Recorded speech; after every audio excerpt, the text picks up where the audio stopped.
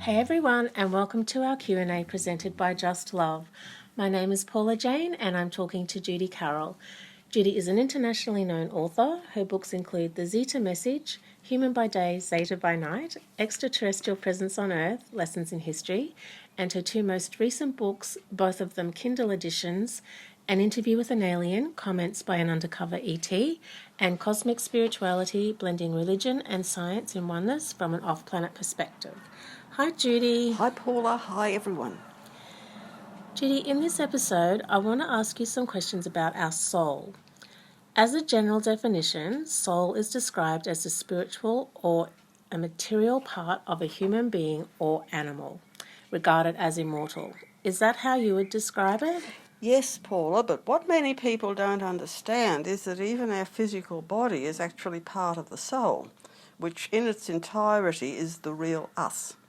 Our soul expresses across multi-dimensions, and so our physical form is still part of it, but a very small 3D part of the whole spectrum of energy frequencies which comprise our whole soul. What needs to be clarified is that our soul expresses through a number of bodies, both here on Earth and elsewhere. So with that in mind, and the fact that linear time doesn't exist outside of this 3D reality that we're living in on Earth, it is comprehensible that you can be Judy living a life out on Earth as Elorkah. Oh, is that right? Yeah. No, Judy and Elorkah, sorry. So you're Judy living a life out on Earth and Elorkah living a life out up on the ship. As you explained in our last episode, you chose to operate through a blended soul consciousness, which enables you to connect consciously with two rather than one planetary collective. The reason for you doing this is to continue as part of an off-planet mission to assist humanity through the shift from 3D to 5D. Yes, Paula. Elorkah is simply another expression of the same soul as I am as Judy. The Elorkah part is connected with the Zeta Grey collective consciousness, and the Judy Carroll part is connected with the Earth Human collective consciousness. In this way, the soul can consciously span both collectives. A dual or melded soul consciousness is about being consciously aware of both existences. So this highlights the human ladder in that it takes into consideration that our soul is living many, many lives, and that the life we live on Earth is only a small part of our soul. The human ladder has 10 levels for ease of understanding, but it also takes into account the different dimensions across each level. For example, Earth is on level 1, but level 1 also has dimensions. Yes, exactly. And because Earth is only on level 1 of the ladder, Earth humans are only able to consciously access up to the third dimensional frequency and a bit into the fourth. And there is a soul in all beings living on all levels and in all dimensions. Yes, but our soul is within and also around us, because it's part of God or source consciousness, so it's omnipresent. And the other thing is, soul consciousness extends way beyond what most Earth humans think of as sentient beings. Soul energy is in all of creation. It's in the mineral, plant and animal kingdoms as well as in humans, and understanding this is a key to off-planet technology. So when you say that you made a pre-birth choice to come here to continue in your mission to assist planet Earth, did that choice come from your oversoul? I've heard people refer to the oversoul, and I just wanted you to clarify what you think the oversoul is. Okay, the oversoul is simply those parts of the soul expressing on higher dimensions of energy beyond 3D. This is the level at which our life plan originates, which includes all the pre-birth choices we make in the process of preparing for a coming life. We often can't remember these choices once our conscious awareness becomes limited to a physical brain and a physical body down here in 3D awareness. When we pass out of the limits of the body at so-called death, we do not go through a confronting evaluation by a stern God figure seated on a throne of judgment. What happens is that the higher oversoul aspect of our own being carries out an evaluation of the life just lived, and in conjunction with other lives it's experienced. This is not done in a judgmental way, but is rather more of an assessment of where we are and what we've mastered in the higher scheme of things, and what still needs to be experienced, balanced and worked on. Looking through the higher consciousness of the Oversoul, we can see very clearly and can honestly evaluate our life in all its ups and downs. Judy, you recently received another message from Maris where you totally zonked off during a meditation. You said you went on board the ship and sat down in a circle beside your grey teacher. Yes, it's lovely. Maris told me in no uncertain terms in this meeting to stop any fear and anger, that this is where all the problems lie. He reiterated that what he's explained about the whole COVID thing is correct, that it's all just part of the planetary shift, and that both sides are spreading fear and anger. Death or sickness from either the COVID or jab is what we have chosen pre-birth, and that if this is not our choice, then it won't happen.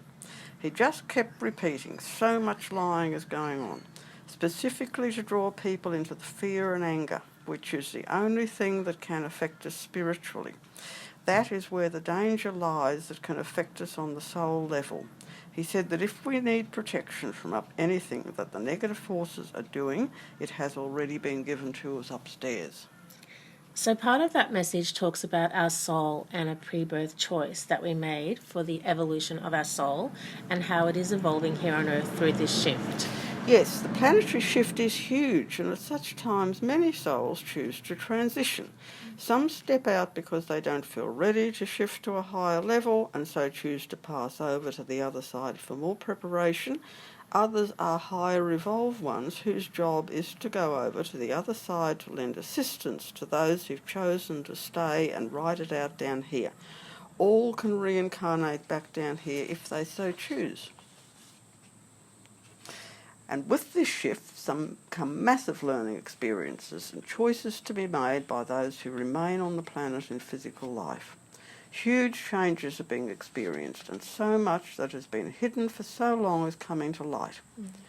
So much brainwashing, controlling, manipulation and lying has gone on through church and state for so many millennia, which is finally being flushed to the surface. You say that Maris kept repeating how so much lying is going on, specifically to draw people into the fear and anger, which is what will affect us spiritually. That is where the danger lies, that can affect us on the soul level. He said that if we need protection from anything that the negative forces are doing, it has already been given to us upstairs. Does that apply to everyone on the planet? Yes, everyone is undergoing what they need to undergo, and whatever protection is required has or will be given. As we have always been told, there are no accidents in the greater reality.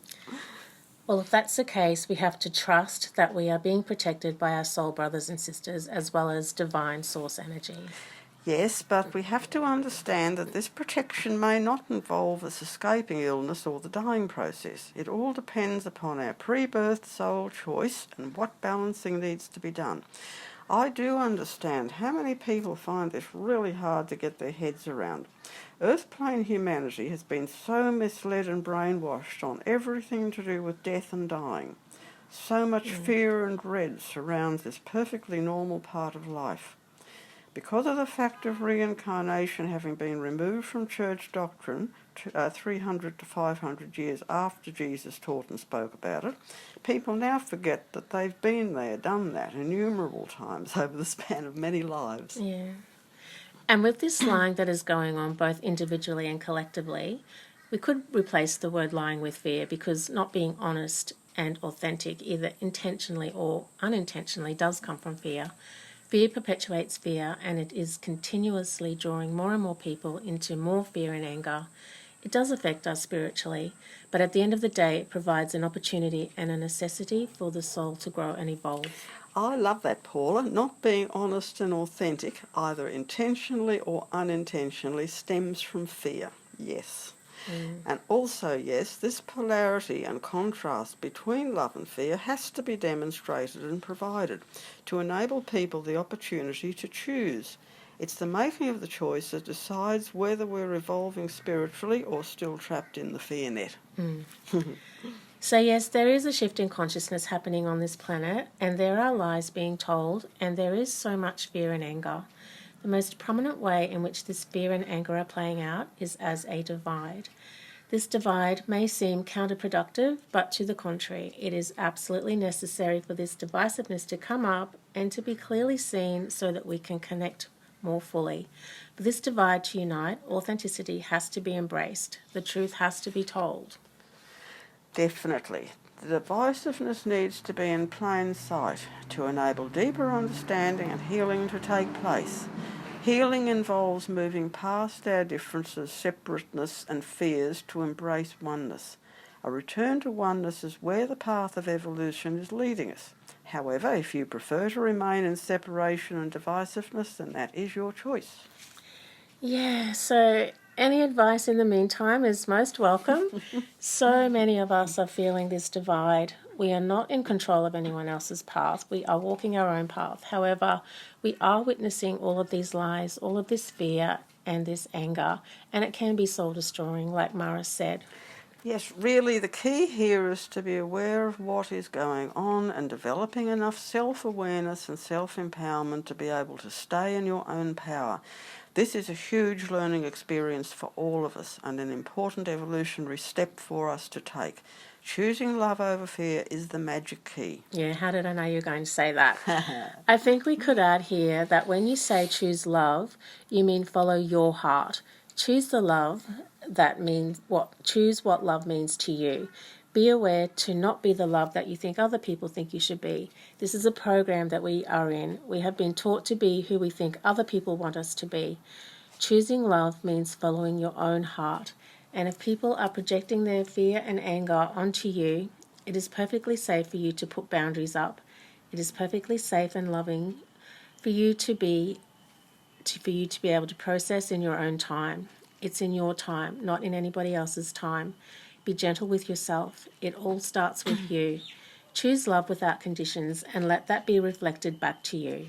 Yes, definitely put boundaries up. This is self-empowerment in action and a big part of our learning here on School Planet Earth. Other people's fear and anger can really mess with your energy field, draw you in and interfere with your self-authenticity. And putting healthy boundaries up is not about separateness and division, it's about protection. It might make you feel like you're part of the crowd, getting all angry and fearful, but it won't help your energy field. Of course, be aware of all the lying and control going on. This is part of your awakening, but don't let it control you by allowing yourself to get drawn into and pulled down by the negative emotions involved. Yeah, it's never how it looks on the outside. It's always an internal landscape. It's always about the intention behind what's going on. Yes, exactly. And the point is, in the greater reality, there are no mistakes and no accidents. With all that's happening on Earth right now, a lower agenda and a higher agenda are involved. Earth is a very polarised planet, so down here these events are manifesting with both negative and positive aspects, seemingly in opposition to each other. But on higher levels, they're working together in perfect oneness as part of the planetary shift. Yeah. So intend to continually be who you truly are at the very deepest level. Intend to join together as one breath, one heartbeat, one voice, and one unified consciousness of divine light and love. Eventually, love will prevail. Love and positivity always prevail because positivity is expansive and negativity always ends up collapsing and imploding upon itself. This is the reason why the greater universe is a place of peace, positivity and growth.